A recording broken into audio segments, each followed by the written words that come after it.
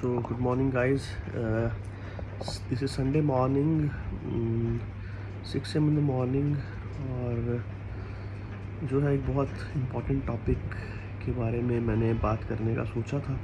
कुछ 2-3 दिनों से मैं ट्राई कर रहा था, पर जो है अभी थोड़ा टाइम अगर मिला है तो मुझे लगता है कि ये बहुत अच्छा टाइम है कि इस बारे में बात करना और अवेयरनेस जो है उसको कंसिडर करना। अभी बहुत एक अनफॉर्चुनेट न्यूज़ आ रही है ज्वाली से, जहाँ पे एक रसल वाइपर स्नेक के काटने की वजह से एक 34 इयर्स मेल की जो है डेथ हो गई है। तो बहुत ही अनफॉर्चुनेट न्यूज़ है। और इस एज में एक हेल्दी इंडिविजुअल का सडनली इस तरह से एक एक्सीडेंटल डेथ हो जाना, I think this is a huge loss to the family and to the society as well. So जिस रीज़न की वजह से मैं बात करने के लिए जो है आपके सामने आया हूँ, मैंने 2016 से जो है मैं मेडिसिन में हूँ। पहले जो है ट्रेनिंग और उसके बाद जो है एक्टिव प्रैक्टिस। तो अभी तक कोई भी एक साल जो है अभी तक मैंने ऐसा नहीं देखा है जब जो है हिमाचल में जो है स्नेक बाइट के होने की वजह से जो है यंग लोगों की डेथ हुई ना हो। और जो है हर साल कोई ना कोई डिफरेंट इश्यूज़ होना हॉस्पिटल में, कई बार जो है लोगों की नाराज़गी और जिसको बोलते हैं कि डॉक्टर्स और पेशेंट में आपस में वाद विवाद हो जाना। और हर बार इस सीज़न में हम देखते हैं कि एक्सीडेंटल सडन डेथ्स जो है आफ्टर स्नेक बाइट, और कई बार जो है पेशेंट को लाते लाते हॉस्पिटल तक डेथ्स हो जाती हैं। और जो है कई बार ऑन हॉस्पिटल एडमिशन जो है पेशेंट एडमिट होता है, पर इवन आफ्टर ट्रीटमेंट और इवन सब कुछ करने के बाद भी जो है पेशेंट जो है वो सर्वाइव नहीं कर पाता और जो है उसकी डेथ हो जाती है।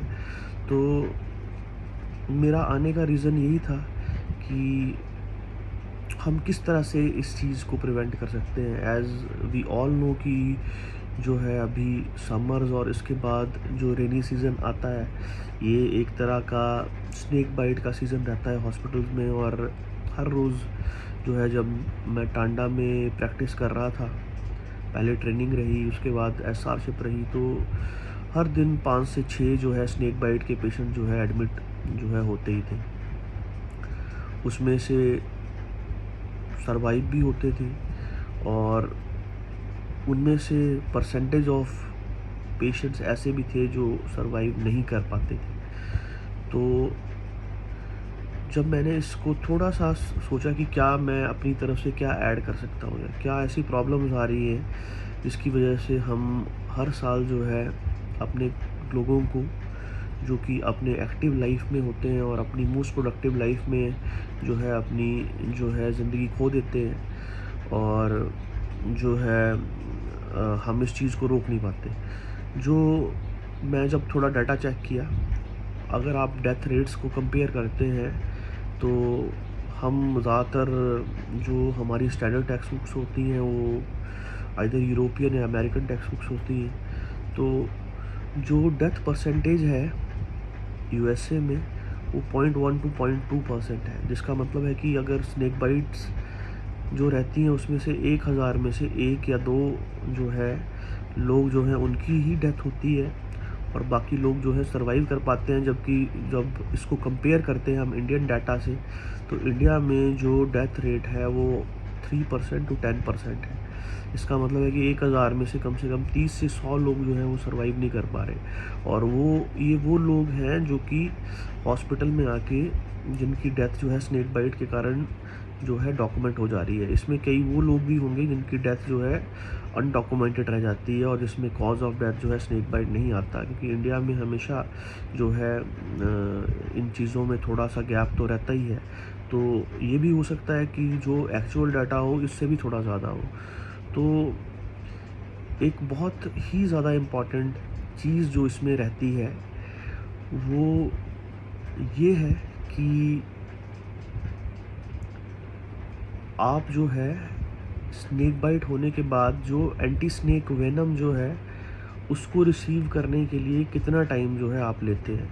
तो अमेरिका में जो एवरेज टाइम है जिसमें कि स्नेक बाइट होने के बाद एंटी स्नेक वेनम लग जाता है, वो 1 से 6 घंटे है।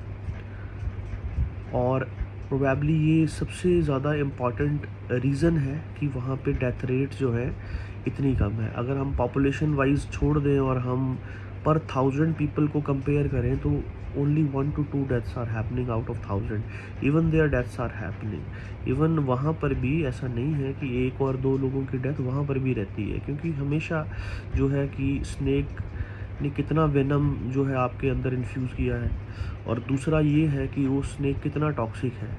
या कई बार मैसिव एनिमेशन जो है होने की वजह से आप सब कुछ करने के बाद भी पेशेंट को नहीं बचा पाते हैं। तो deaths are happening there only, but in our setup जो एवरेज टाइम है वो मोर देन 6 आवर्स है, जिसमें कि एंटी स्नेक वेनम जो है पेशेंट रिसीव करता है।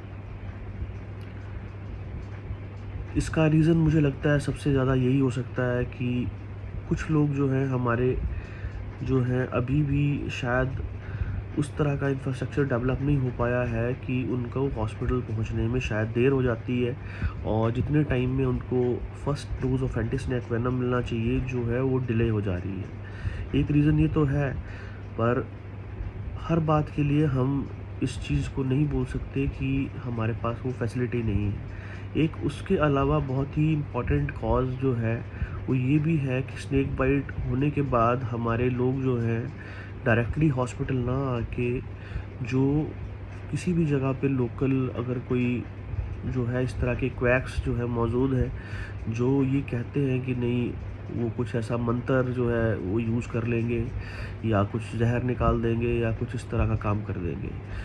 और इनके फेमस होने का सबसे ज़्यादा इम्पॉर्टेंट रीज़न ये रहता है कि 90% जो स्नेक्स हैं वो जो है नॉन पॉइजनस है। तो ज़रूरी नहीं है कि स्नेक बाइट होने के बाद है आपको सांप के जहर के काटने के लक्षण आएँ। 90% केसेस में सांप जो हैं वो जहरीले नहीं रहते हैं। तो जब आदमी क्वैक्स के पास जाता है और वो कहता है कि उसने जो है मंत्र जो है वो यूज़ कर लिया और जहर निकाल दिया, और उसके बाद जो है जब जो है पेशेंट ठीक हो जाता है तो उनको लगता है कि शायद क्वैक ने जो है जहर निकाल दिया था और उसकी वजह से मैं ठीक हुआ हूँ, जबकि उसका एक्चुअल रीज़न ये होता है कि अगर उसको कुछ भी ना किया जाता तो भी जो है वो पेशेंट अपने आप भी ठीक हो जाता। तो शायद इस चीज़ में जो क्वैकरी जो है इतनी ज़्यादा बढ़ जाने का रीज़न यही है। और आप जितने लोग जो है अभी सुन रहे हैं, आप भी इस चीज़ से एग्री करोगे कि कहीं न कहीं आपके भी घर के आस-पास कोई ना कोई इस तरह का आदमी मौजूद है जो ये क्लेम करता है कि वो जो है कोई मंत्र लगा के या कुछ जहर चूस के जो है वो जहर निकाल देता है। और ये बहुत ही अनफॉर्चुनेट चीज़ है, और ये जो है सबसे ज़्यादा जो है इस चीज़ के लिए अब रिस्पॉन्सिबल हो रही है कि जो है हम जो है बहुत सारी लाइफ्स जो है स्नेक बाइट की वजह से लूज़ कर रहे हैं। ये जो डेथ ज्वाली में हुई है, ये पहली डेथ है इस सीज़न ऑफ स्नेक बाइट्स में होने वाली। सोशल मीडिया का ज़माना है, हर बात सोशल मीडिया पे आती है। तो अगर कहीं भी कोई इस तरह की चीज़ होती है तो पूरे हिमाचल में ये बात पहुंचती है, हिमाचल से बाहर भी पहुंचती है। तो मुझे लगता नहीं कि अगर कुछ इस तरह का होता है तो इस साल जो है ये चीज़ जो है लोगों तक नहीं पहुंचेगी। If somebody dies out of snake bite then that thing will reach to the people. मेरा डर सिर्फ इतना सा है कि क्या ये सीज़न में होने वाली सिर्फ पहली डेथ है, कि क्या इसके बाद भी हम इस तरह की खबरों को सुनने वाले हैं, या इसको रोकने के लिए हम अपने लेवल पर क्या कर सकते हैं। अगर मैं बोलूँ कि मैं एक डॉक्टर हूँ और मैं जो है स्नेक बाइट से होने वाले पेशेंट्स को इमरजेंसी में और उसके बाद उनका जो course of period of admission रहता है उसमें जो है पेशेंट को ट्रीट कर रहा हूँ, तो मैं अपने लेवल पर ये क्या कर सकता हूँ कि मैं इन डेथ्स को प्रिवेंट कर पाऊँ। क्योंकि थोड़ा थोड़ा तो सिस्टम में ऐड करना जो है सभी को पड़ेगा, अदरवाइज़ जो चीज़ें जैसी हैं वैसी ही रहेंगी। जैसा मैं 10 साल से सुनता आ रहा हूँ कि नहीं हर साल जो है डेथ्स हो गई, हॉस्पिटल में डेथ्स होते देखते हैं स्नेक बाइट की वजह से, तो ऐसे तो सिस्टम जो है वैसा का वैसा ही चला रहेगा। तो पहली चीज़ जो मैंने देखी कि इस चीज़ को जिस चीज़ से इम्प्रूव किया जा सकता है वो उसमें है कि स्नेक बाइट होना और एंटी स्नेक वेनम जो है देना, उसमें कितना डिफरेंस था। तो मेरा इस टाइम पे ये भी ध्यान है कि मैं अपने पास एडमिटेड पेशेंट्स में ये टाइम पीरियड को देख पाऊँ कि कितने टाइम में हमारे पेशेंट जो हैं average on an average anti snake venom receive कर रहे हैं। मैंने इंडियन डाटा देखा, उसमें जो एवरेज टाइम है वो 6 घंटे से 12 घंटे है। मतलब कि हमारे पेशेंट्स को एवरेज जो है 6 घंटे से लेके 12 घंटे के बीच में एंटी स्नेक वेनम जो है मिल रहा है, जो कि और अर्ली होता तो शायद जो है पेशेंट के बच जाने के चांसेस और ज़्यादा होते। तो इन बातों की और जो है मुझे लगता है गहराई में जाने की ज़रूरत और ज़्यादा है कि एक्चुअली अगर डेथ हुई तो डेथ होने का रीज़न क्या रहा। जो डेथ्स हुई है जो डेथ हुई है एक नौजवान लड़के की, उसको बोला जा रहा है कि वो मॉर्निंग में जो है अपने जो है पशुशाला में काम करने के लिए गया, जहाँ की उसको स्नेक बाइट हुई। स्नेक जो था बाद में जो था, क्योंकि वहीं पे मौजूद रहा तो उसकी इमेजेस भी जो है वायरल हुई। जो था वो रसल वाइपर स्नेक था। रसल वाइपर जो है बहुत ज़्यादा एक पॉइजनस स्नेक है, और जो बिग 4 जो इंडिया में बोले जाते हैं, जिसमें कि रसल वाइपर आता है, सॉ स्केल्ड वाइपर आता है, जिसमें कि किंग कोबरा आता है और क्रेट आता है। ये 4 जो है मोस्टली 4 पॉइजनस स्नेक्स जो है इंडिया में मेनली एग्जिस्ट करते हैं। और मेन जो एंटी स्नेक वेनम होता है इन्हीं जो है स्नेक्स के वेनम के अगेंस्ट रहता है। तो उनमें जो रसल वाइपर स्नेक जो है वो बहुत ही ज़्यादा पॉइजनस, और उसके पॉइजन के कारण हेमेटोटॉक्सिटी तो होती ही है, पर साथ में न्यूरोटॉक्सिटी होने के चांसेस भी रहते हैं। अगर वो इतना ज़्यादा जहर जो है पेशेंट में इन्फ्यूज़ कर देता है कि मैसिव एन्वेमेशन होने की वजह से पेशेंट का सर्कुलेटरी कोलैप्स हो जाता है, और सडन हाइपरटेंशन होके आप एक कार्डियो रेस्पिरेटरी जो है कोलैप्स में चले जाते हो, तो वो जो है एक सडन कॉज ऑफ डेथ जो है होने का रीज़न रहता है, जिसमें कि आदमी हो सकता है 1 घंटे से पहले भी मर जाए। इस केस में भी वैसा ही हुआ है कि पेशेंट जब हॉस्पिटल में पहुंचा है तो कह रहे हैं कि जैसे ही वो ज्वाली हॉस्पिटल के बेड पे आया है तो जो था ऑलरेडी जो था उसकी डेथ हो गई हुई थी। तो क्या जो है रीज़न यही है कि क्या जो रिक्वायर्ड टाइम है उसमें पहुंच पाया है, उसमें कोई टाइम में कोई गैप तो नहीं रहा है ना? क्या क्वैक्स को कांटेक्ट करने की जो है कोशिश की गई है, या क्या उसमें टाइम जो है वेस्ट किया गया है कि नहीं किया गया है। चलो ये तो जो बातें थी वो अलग चीज़ है, पर आगे से सिर्फ एक क्लियर कट मैसेज जो है मैं लोगों को सिर्फ ये देना चाहता हूँ कि अगर स्नेक बाइट होती है तो कोई क्वैक जो है या कोई जो है मंत्र जो है उस जहर को काटना जो है उसका काम नहीं कर सकता।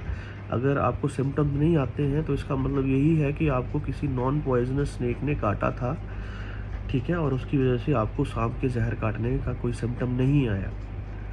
दूसरा जो मैं 2 पेशेंट्स आपके साथ शेयर कर रहा हूँ जो हमारे वार्ड में मौजूद हैं, दोनों पेशेंट फीमेल्स हैं और दोनों को जो है हैंड के ऊपर बाइट हुई है।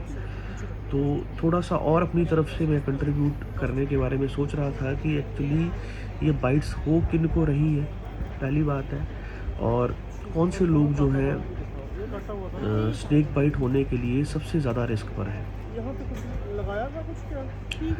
तो जैसे वो चाकू चुक्कू लगा देते हैं कई बार। थोड़ा सा इसके बारे में इन डेप्थ अगर सोचा जाए तो हमारे जो फार्मर्स हैं, जो खेत में अभी आप देख रहे हैं घास काटने का काम चलता है, तो दोनों पेशेंट फीमेल होके जो था, दोनों को जब घास काट रहे थे उस टाइम पे स्नेक बाइट हुई, दोनों को हैंड पे बाइट हुई।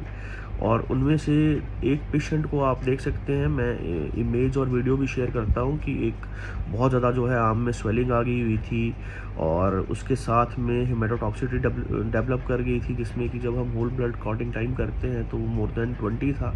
और पेशेंट ने 3 बार जो था एंटी स्नेक वेनम जो है उसको रिसीव किया, जिसको बोलते हैं कि हमने 30 वायल्स जो मैक्सिमम एक एंटी स्नेक वेनम दिया जाता है हेमेटोटॉक्सिटी, उतना जो है रिसीव किया है। और उसके बाद जो है पेशेंट अभी ठीक है, उसकी जो आर्म की स्वेलिंग है वो भी सबसाइड कर रही है, और कोई ऑर्गन फेलियर भी उसमें डेवलप नहीं किया है। तो लकीली इस पेशेंट में ये जो है, जब उसको मैंने स्नेक्स के पिक्स दिखाए तो इस स्नेक को उसने आइडेंटिफाई किया, जिसको कि मैं अभी इमेज में आपके साथ शेयर कर रहा हूँ। ये ग्रीन पिट वाइपर है और हेमेटोटॉक्सिक स्नेक है। और इस केस में और जिस केस में जो है हमने एक लाइफ यूज़ करी, शायद फ़र्क ये है कि उसमें जो था रसल वाइपर स्नेक था, जो कि बहुत ज़्यादा जहरीला है, और हो सकता है कि पिट वाइपर ने उतने ज़्यादा अमाउंट में शायद स्नेक वेनम जो था इन्फ्यूज़ नहीं किया था, और पेशेंट ने भी एंटी स्नेक वेनम क्योंकि रिसीव किया, तो उसका जो है आउटकम अच्छा रहा। तो जो चीज़ इसमें ऐड की जा सकती है कि वो लोग जो कि फार्मर्स हैं और जिनको जो है फील्ड्स में काम करना है, ऐसे तो देखो स्नेक बाइट किसी को भी हो सकती है ना। आप घर के आसपास जाते हैं, आप जो है अपने आंगन में भी स्नेक्स तो आप, है ना, कॉमनली हमने भी देखा है कई बार हमारे आंगन में भी सांप निकले, तो होने के चांसेस तो सबको रहते हैं। लेकिन ये जो ग्रुप ऑफ पीपल है जो कि खेती के साथ जुड़ा हुआ है, ये जो है सबसे ज़्यादा हाई रिस्क पे है स्नेक बाइट डेवलप करने के। इसके साथ में दूसरे जहाँ पे मड हाउसेस रहते हैं, वहाँ पर भी देखा गया है कि स्नेक बाइट्स जो है उनका जो नंबर ऑफ़ बाइट्स होना जो है ज़्यादा है। तो इस चीज़ को कैसे प्रिवेंट किया जा सकता है? सबसे पहले तो हमें बहुत ज़्यादा आजकल सतर्क रहने की ज़रूरत है। जब भी हम अंधेरे में काम करने के लिए जाते हैं, विदाउट लाइट जो है बिल्कुल काम ना करें, और विद हमेशा प्रॉपर लाइटिंग होने के बाद, और ये मेक श्योर करने के बाद कि जो है मेरे आसपास जो है कोई स्नेक नहीं है अगर मैं अंधेरे में काम कर रहा हूँ, उसके बाद ही आप जो है अपना काम करें।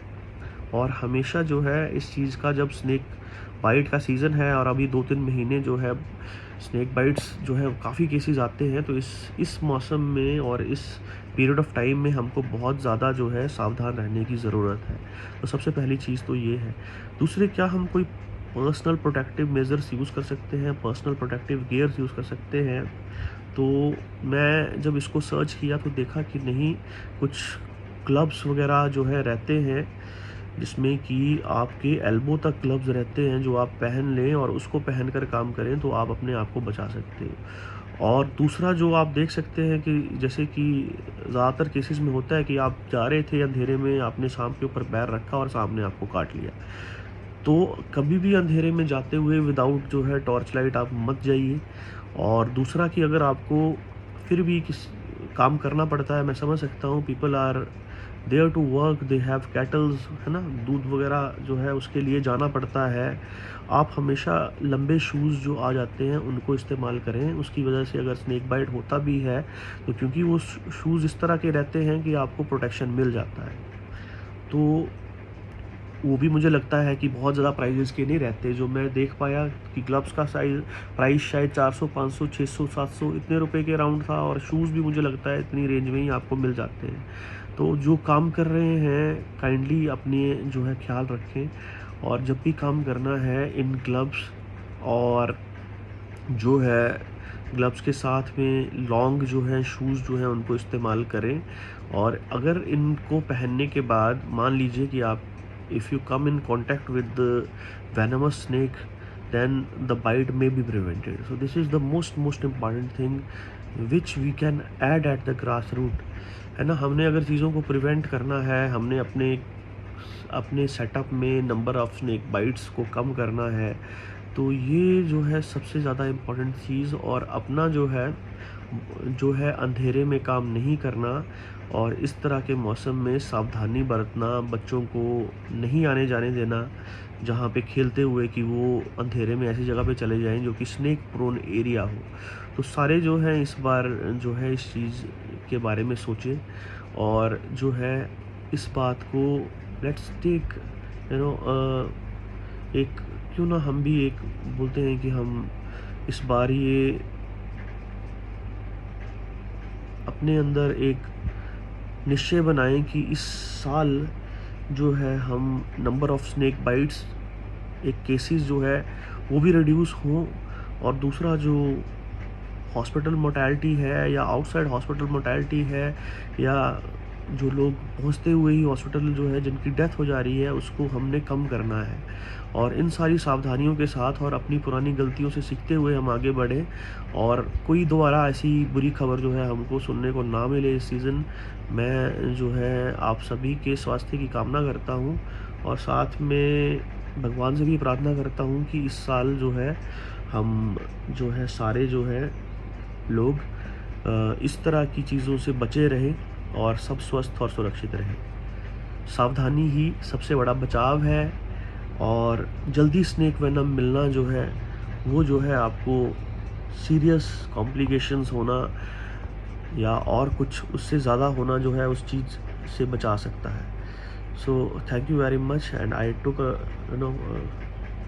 कुछ आपका समय लिया और शायद मैं देख रहा हूँ कि 20 से 21 मिनट हो गए हैं, पर काइंडली जो है आप इस चीज़ को सुने और इसकी तरफ ध्यान दें। Thank you very much.